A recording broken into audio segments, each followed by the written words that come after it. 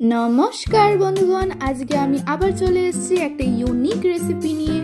আজকের রেসিপি হচ্ছে কুমড়োর ভর্তা। যারা যারা ভাবছেন যে কুমড়োর ভর্তাটা আবার কি, তাদেরকে আমরা এক্ষুনি বলছি এই ইউনিক রেসিপির ব্যাপারে। এখন বন্ধুরা, কুমড়োর ভর্তার জন্য কিন্তু কুমড়োটাকে ঠিক এইভাবে কাটতে হবে, যেরকম ভাবে আমরা দেখিয়েছি। ঠিক এরকম ট্রায়াঙ্গেল শেপে কুমড়োটাকে কেটে নিতে হবে। এরপর আমাদের কড়াই গরম করে নিয়ে তাতে সর্ষের তেল দিয়ে সেই সর্ষের তেলটাকে গরম করতে রেখে দেবো, এবং তারপর এখানে কুমড়োতে নুন আর হলুদ দিয়ে ভালো করে মাখিয়ে নেব।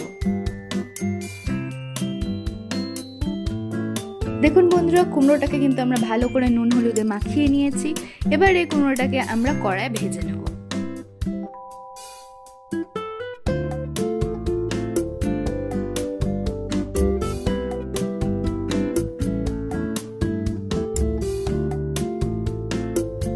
কুমড়োটা তো তাড়াতাড়ি ভাজা হয়ে যায়, নরম হয়ে যায়, তার জন্য আমরা ঢাকা দিয়ে ভালো করে ভাজবো।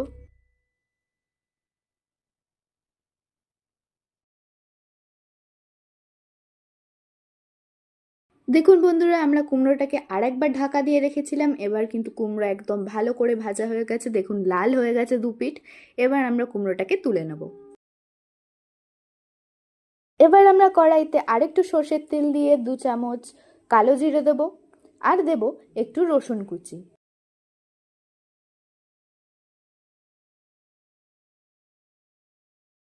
ভালো করে নাড়াচাড়া করে নিয়ে এরপরেই আমরা দিয়ে দেবো পেঁয়াজ কুচি।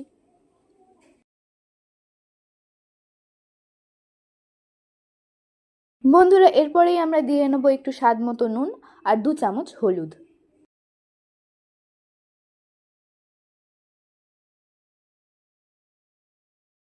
সবুজ কাঁচা লঙ্কাকে কুচিয়ে নিয়ে আমরা দিয়ে দেবো এই ভাজাতে।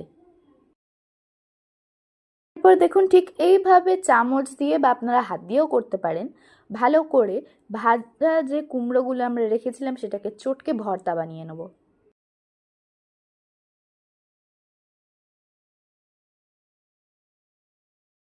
এবার আমরা কুমড়োটাকে কড়াইয়ে দিয়ে নিয়ে ভালো করে মশলার সাথে মেখে নেব।